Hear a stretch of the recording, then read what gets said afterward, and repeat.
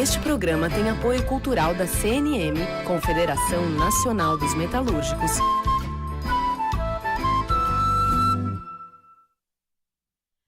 Livre para todos os públicos.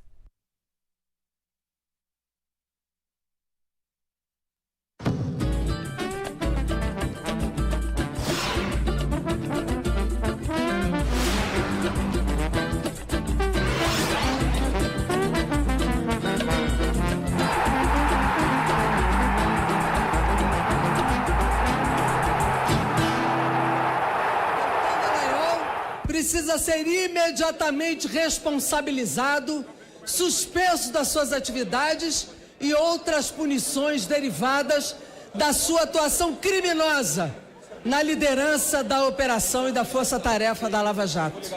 Ora, ele não apenas fez o que estava fora da sua competência como um procurador de primeira instância, não apenas ele colocou em xeque ministro do Supremo Tribunal Federal, mas ele colocou sob suspeição a própria Procuradora-Geral da República, Raquel Dodge. É bom que a gente coloque essas questões aqui, porque tudo isso coloca em questão a democracia brasileira. Não apenas os que já foram condenados sem provas, mas os que ainda poderão ser. E muitos estão dentro desse parlamento.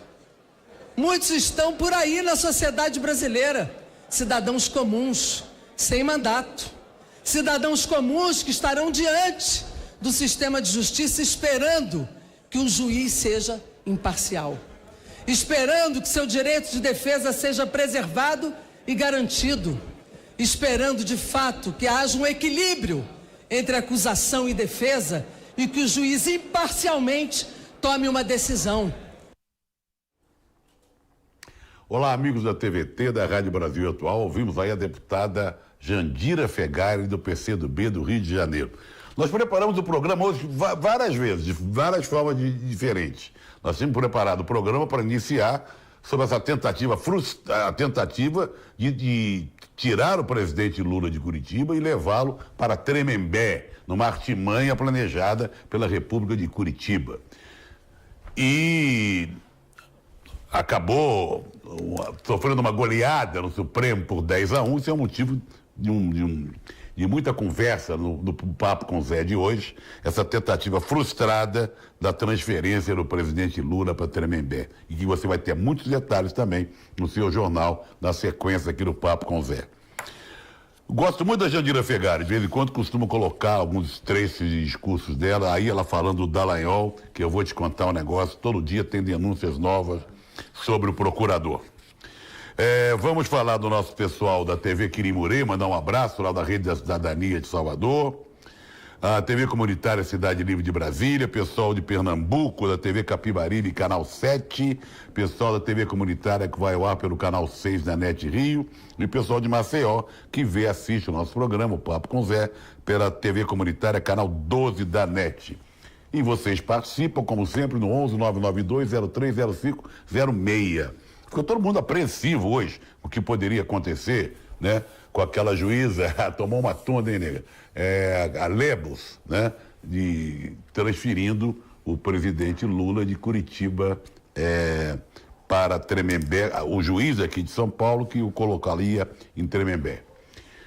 O destaque desse imbróglio todo, além da tentativa a retaliação, né? Por parte dos procuradores e do ministro da Justiça, ficou claro, evidente que era isso. Foi o papel ridículo do governador João Dória, eu vou falar disso mais tarde um pouquinho. O Supremo vetou a tentativa de transferir o presidente Lula para o presídio paulista, em Tremembé. A juíza Carolina Lebas, aquela que copia, né, na íntegra despachos do Moro, que confunde um apelido com o nome, acho que são duas pessoas, mas é uma só. Ela é juíza substituta da 12ª Vara de Curitiba. Ao longo do dia foi o assunto mais comentado nas redes sociais, causou muita surpresa, preocupação e principalmente muita indignação. A defesa do presidente pediu logo a suspensão, né, da transferência. O ministro Edson Fachin atendeu ao pedido, colocou no plenário e foi 10-1 por 10-1 suspensa a transferência. Durante o dia, houve manifestações de tudo quanto é lado. 12 partidos foram ao gabinete do ministro do Supremo, ao presidente, o Dias Toffoli. 12 partidos. Teve gente do PSB, até dos tucanos foram lá, né? Deixa eu ver aqui o que eu botei aqui. O Instituto Lula tinha divulgado uma nota dizendo que a decisão de transferir o Lula não atendia nenhum pedido da defesa, como foi colocado durante o dia. O Okamoto disse que o Lula é condenado por uma pena injusta e não pode ser mais humilhado. O Boulos já tinha ido ao Twitter para se manifestar contra a ordem assinada pela juíza Carolina Lebos. O Boulos escreveu, quando não sabia ainda que a liminar que o Supremo tinha impedido essa transferência. A decisão de transferir Lula para São Paulo, a pedido da Polícia Federal de Moro, pode significar a violação de seu direito como ex-presidente a uma sala de estádio maior. Se confirmada, será mais uma violência contra Lula. Mesmo desmoralizada, a República de Curitiba segue com seus arbítrios, concluiu o Guilherme Boulos, tá? Daqui a pouco a gente volta a falar, porque até o Rodrigo Maia se manifestou contrário a essa transferência. Foi um tiro na água, uma derrota da República de Curitiba, uma derrota dessa juizinha, essa Lebos, que eu vou te contar um negócio. O Dallagnol, mais uma vez, aparece aí, né? Nos vazamentos, do Intercept, agora em companhia da Folha, também agora tem o El País, tem o Reinaldo Azevedo, tem a Veja. A informação foi publicada pelo UOL, novo parceiro do Intercept, no caso Vaza Jato, em relação ao Dallagnol. Ele usou o Randolfo Rodrigues, da Rede Sustentabilidade, para atacar o Gilmar Mendes. Ele convenceu o partido a entrar com uma ação no Supremo para impedir que o Gilmar Mendes soltasse presos nos processos em que ele não fosse juiz. Segundo o UOL, a articulação envolveu o Randolfo Rodrigues. A reportagem mostra conversas entre Dallagnol e outros procuradores que aconteceram em outubro do ano passado. O Dallagnol tentava driblar as limitações legais e passou dos limites. Mais uma vez, né? Mais uma vez. Ele e os colegas da Vaza Jato só podem atuar em casos de primeira instância. A arguição de descumprimento de preceito fundamental contra Gilmar Mendes foi barrada pela ministra Carmen Lúcia em novembro de 2018. É sempre o Dallagnol, que, aliás, ganha muito dinheiro com a Vaza Jato. O Gilmar Mendes não ficou quieto, reagiu às revelações do Vaza Jato, com ataques do ataque que ele sofreu, e diz que está comprovada a veracidade, ele usou um termo muito legal, a veracidade das mensagens e que agora já se pode fazer uma perícia do material vazado. Ele fala, muito interessante essa fala do Gilmar Mendes, de fato, é evidente que o Moro estava combinado com o procurador Deltan. Eles estão atuando como juiz e bandeirinha, eu gostei dessa aqui, juiz e bandeirinha, comentou Gilmar Mendes. O ministro do Supremo referiu-se ao ex-juiz Sérgio Moro e aos procuradores da Força Tarefa como delinquentes, tá? Delinquentes, segundo Gilmar Mendes. Destacou que ambos, Deltan, Moro, se limitam a não reconhecer, como sempre, a autenticidade material. Não lembro, não sei, não sei, tá aí. E ele diz que há provas, sim, e reconhece a autenticidade. O Supremo tem 2 cópias dos artigos da Vaza Jato, obtidos durante as investigações sobre o caso dos hackers, tá? Muito bem. Por isso que a Jandira, no discurso inicial hoje no programa, já pediu o afastamento do Dallagnol, que é uma pouca vergonha. Daqui a pouco a gente vai falar mais dessa tentativa frustrada, né? Uma retaliação absurda, que é uma tentativa de transferir o presidente Lula da Polícia Federal de Curitiba lá para o presídio de Tremembé. Deram com os burros na água. Vamos ouvir aqui o nosso pessoal. Boa noite, Trajano. Boa noite. Dessa vez, você... Aqui não. Aí, não, peraí, tem mais. Pepe aqui, ó. Aqui. Deixa eu ver, pim. Até que enfim o Supremo acordou e deu uma resposta dura, Moro e assistente dele, a essa juíza. André Cruz, de Santanópolis, na Bahia. O Adelino, do Itaim Paulista. Eu temo mídia, o Supremo, mais ainda esse desgoverno. O navio à deriva. Reginaldo Sina, do Jardim Alto Paulistano. Boa noite. Infelizmente, com esse desgoverno, com essa justiça, entre aspas, medíocre, nosso presidente só vai sair da cadeia morto ou resgatado. Lula livre. Robert Itanhaém, não podemos deixar a troca de Lula livre.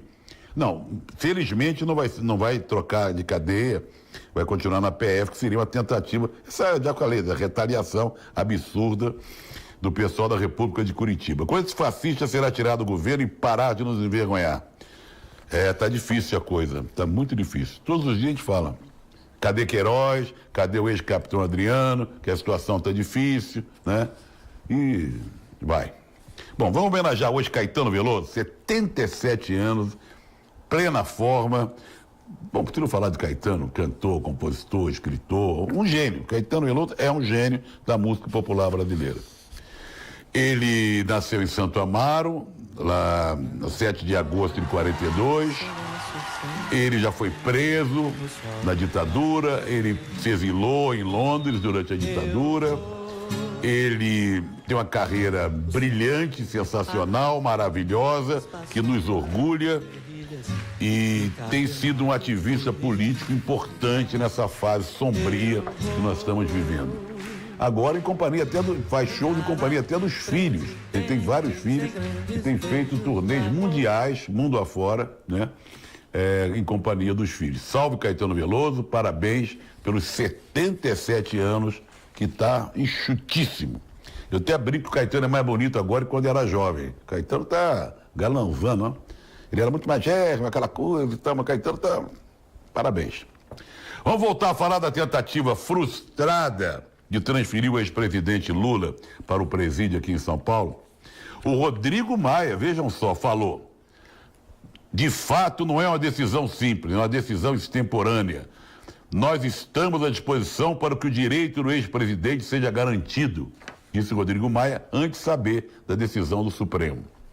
O deputado Rogério Corrêa, do PT de Minas, chamou a atenção no Twitter para um fato estranho, estranhíssimo. Uma postagem do site O Antagonista, que pessoal que é amiguinho, né, do pessoal ligado ao Moro, com data de 29 de junho, antecipando a notícia da transferência de Lula para Tremembé. 29 de junho, o site Antagonista já dava essa notícia. Aí que vem a coisa, uma das coisas mais terríveis nesse episódio da tentativa frustrada de transferência do presidente Lula. João Dória mostrou toda a sua crueldade e falta de sensibilidade, de honradez, de tudo, de tamanho, colocando o seguinte, comentando um post da Gleisi Hoffmann: fique tranquila, ele será tratado como todos os outros presidiários conforme a lei, Gleisi. Inclusive o seu companheiro Lula, se desejar, terá a oportunidade de fazer algo que jamais fez na vida: trabalhar. Ou seja, olha, eu tenho vontade de falar o que eu acho, mas não vai ser possível. Vocês já podem imaginar o que eu acho de um sujeito que pensa desse jeito, que se manifesta desse jeito, numa hora difícil, uma crueldade absurda. Como é absurdo também essas retaliações. O que tem mais é retaliação, né? Olha uma. A Petrobras cancelou o contrato com o escritório do presidente da OAB. O escritório do presidente da OAB tinha um contrato com a Petrobras.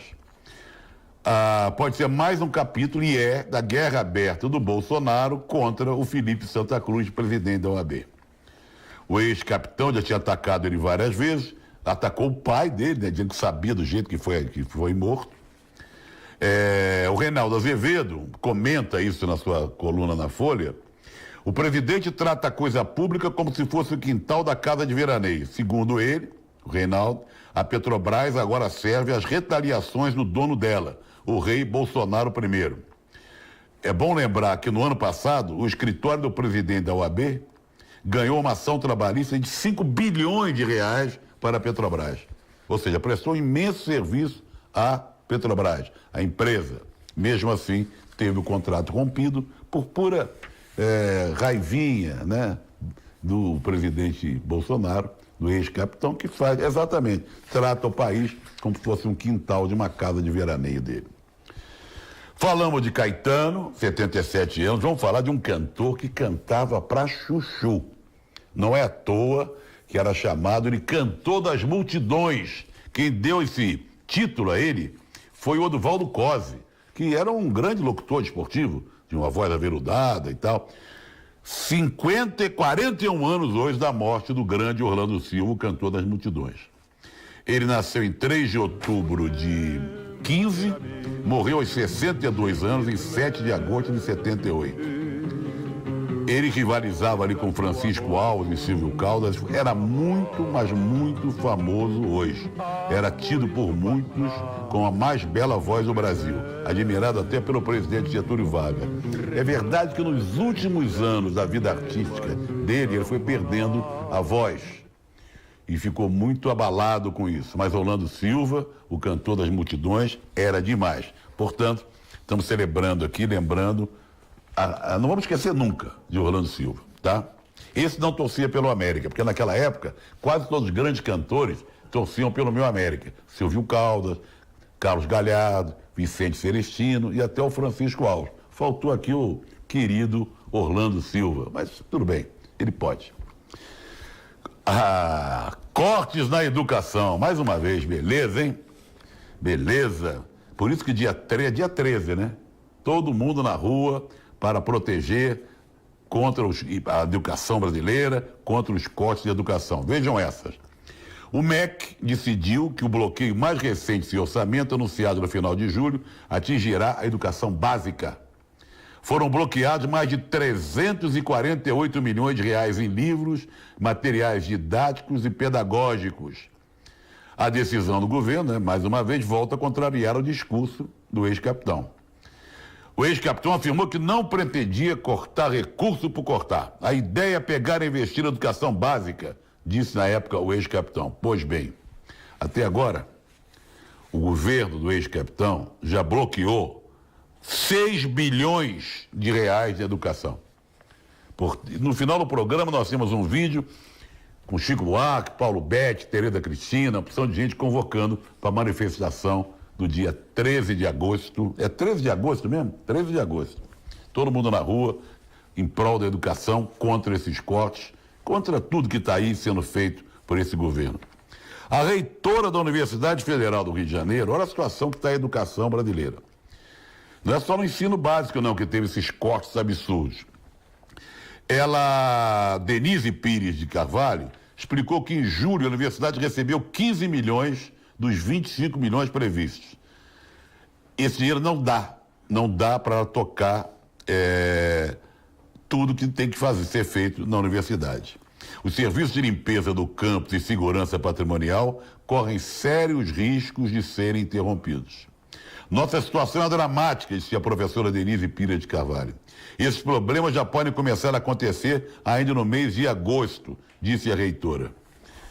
A situação da educação não é fácil. Não é fácil, está sendo tratado assim como se fosse uma coisa menor, né? Vamos lá, a educação, a cultura, o meio ambiente, tudo. Gaspar de Diadema, eu não tenho mais dúvida que já estamos vivendo uma ditadura, diz o Gaspar de Diadema. Como tal Lula, tá difícil Lula livre. Jefferson de São Miguel Paulista. Quero ver quando vai acabar essa pouca vergonha. Lula livre. Paulo Amaral de Salvador. Beatriz Lula Piguim. Zé, o que tentaram fazer com o presidente Lula hoje foi sórdido, mesquinho e desumano. Lula livre urgente. Alia Newton de Salvador, um abraço. Vamos falar de uma atriz lindíssima que completaria hoje 84 anos. Desde o início da televisão, ela participou, né? Ela nasceu em 7 de agosto de 35 e morreu em 20 de outubro de 2015, aos 80 anos. Estou falando de Ioná Magalhães. Fez muito sucesso na televisão, fez novela beça. Mas trabalhou também em teatro e na televisão, e no cinema. Ela fez Deus e o Diabo na Terra do Sol, do Glauber. Vamos ver e ouvir um trecho do Deus e o Diabo. Ela faz o papel de Rosa. Inesquecível a participação de Ioná Magalhães no Deus e o Diabo na Terra do Sol, do Glauber. Vamos lá.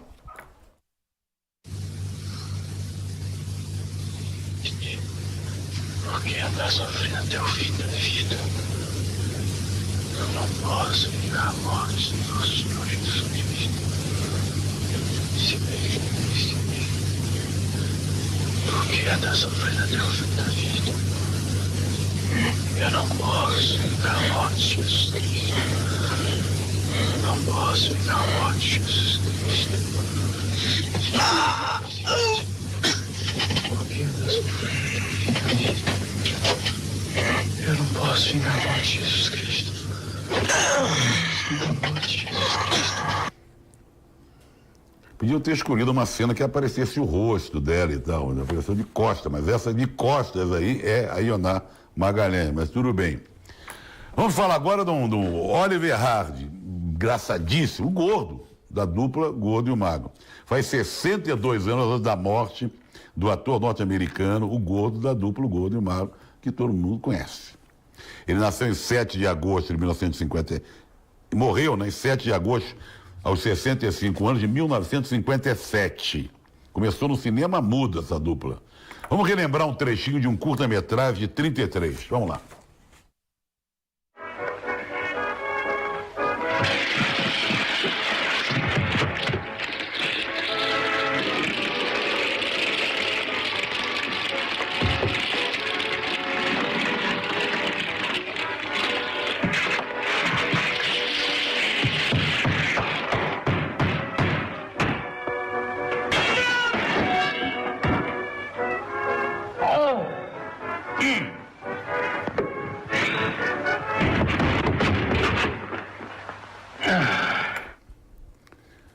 Mostrando uma ceninha rápida de 1933 do Gordo e o Magro. Aliás, quem era mais engraçado, o Gordo ou o Magro? Vou esperar vocês participarem aqui um pouquinho, né? Vamos falar do Bahia. O trabalho social que o Bahia vem fazendo é sensacional. Eu vi uma entrevista, vê o nome do presidente do Bahia para mim? É Marcelo, vi uma entrevista dele aqui no Bola da Vez, via reprise.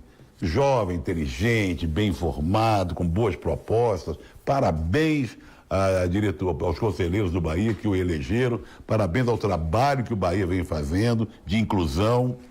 Mas o trabalho que o Bahia vem fazendo, aliás, tem um vídeo sobre o Dia dos Pais que é magnífico, né? Já exibimos aqui no programa. Vem despertando também, vai criando exemplos. Como o Internacional entrou de reboque e criou também, o Inter de Porto Alegre, criou há pouco mais de um mês a Diretoria de Inclusão Social. Por causa do Bahia. Nós estamos vendo aí trechos do vídeo do Bahia, que fala de milhões de jovens que não tem no registro civil o nome do pai. É bom e rápido, viu, Augusto? Se não acaba o programa, você está escrevendo o nome do presidente do Bahia ainda. Vamos ver ali. Ele está pegando ali, ó. Guilherme Belintani, é isso? Guilherme Belintani. Parabéns ao Guilherme, a diretoria do Bahia, que tenta aproximar o torcedor baiano, tem uma série de propostas, vai ter até uma faculdade. Olha, tirar o chapéu. É o único clube que se preocupa com inclusão social de verdade, tá? Esse vídeo que nós estamos exibindo aqui, que o pessoal, infelizmente, da Rádio Brasil Atual não pode ver, mas eu estou tentando narrar, mostra esses milhões de crianças que não têm, como no registro civil, o nome do pai. Esse vídeo, se o Bahia é amor, que o amor vença, é o slogan final do vídeo, por causa do Dia dos Pais, que vai ser comemorado esse domingo agora. Eles já fez ações abordando o abandono paterno, esse aí, a intolerância religiosa, o assédio contra mulheres, homofobia e demarcação de terras indígenas. É mole? O site Meu Timão divulgou um vídeo no momento em que o torcedor corintiano Rogério Mendes é preso de forma absurda lá pela PM no Itaquerão, no derby Corinthians e Palmeiras. Foi algemado, levado para a delegacia interna do estádio. No último domingo, ele estava se manifestando contra o Bolsonaro e deram um mata-leão nele, algemaram, foi agredido e foi ridicularizado na delegacia. Mas tem um vídeo pequeno, mas mostra o trecho em que ele foi preso pelos PMs. Vamos ver e ouvir.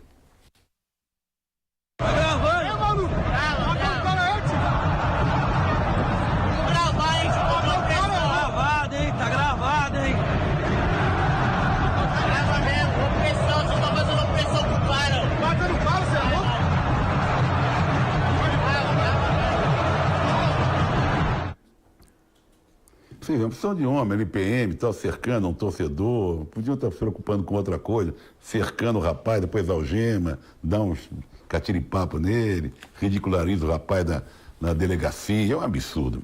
Falando em Timão, o Corinthians protestou, o Corinthians se manifestou contra essa prisão. Deu a nota oficial, ainda bem, Corinthians se manifestando contra a agressão sofrida pelo torcedor, o Rogério Mendes, né? Tá aqui. Mas o Corinthians joga hoje. É um jogo isolado do Campeonato Brasileiro, da 7ª rodada. Joga hoje contra o Goiás. Era o Itaquerão, local onde o torcedor foi preso e agredido. Foi adiado por causa do compromisso que o Corinthians teve na Sul-Americana. Se o Corinthians golear, assim, por 1-0, placar que o Corinthians gosta muito. Aliás, o Goiás é que não gosta de perder de 1-0. O Goiás gosta de perder de 5, de 6, como perdeu do Santos. Ele encosta no G4, fica em 5º lugar o Coringão. Hoje também começam as semifinais da Copa do Brasil. Cruzeiro Internacional decidem no Mineirão, às 9h30, e a outra semifinal Grêmio e Atlético Paranaense começa na próxima quarta, porque o Atlético Paranaense jogou lá no Japão numa taça que não tem a menor importância.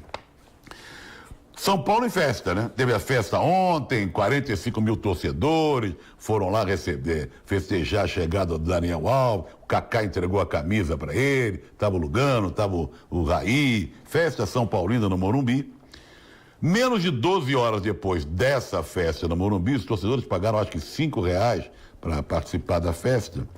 Chegou o Juan Fran, que não é tão badalado, tão conhecido, mas é um bom jogador, veterano. Chegou o Juan Fran, desembarcou pela manhã e à tarde os dois já treinaram. Já treinaram junto com os novos companheiros. O Daniel Alves, que se diz torcedor apaixonado do São Paulo, e o Juan Fran. Temos uma enquete sobre isso. Será que ele vai jogar? O Daniel Alves vai ser escalado pelo Cuca para pegar o Santos no Clássico no fim de semana? Vamos lá. Pim, pim, piririm, pim, pim. Vamos lá. Sim, não, 63%. Cuca não vai escalar. Vamos para o Pan-Americano rapidinho para o quadro de medalhas. Estados Unidos, 60, faltam 5 dias. Estados Unidos, 63, Brasil e Canadá estão brigando pelo 2º e 3º lugar. Brasil, 27, Canadá, 24, México, 24, Argentina, 17. A briga aí forte entre Brasil, Canadá e México pelo 2º lugar. Eu falei que o Atlético vai jogar contra o Grêmio, ganhou de 4-0, levantou essa antiga Copa Suruga. Vamos encerrar falando do dia 13 de agosto, tá? O terceiro tsunami da educação. Manifestação nacional, como foram aquelas outras duas, tem muita gente convocando e vamos sair às ruas de defesa da educação brasileira. Vamos ver e ouvir e nas ruas dia 13. Um abraço e até amanhã.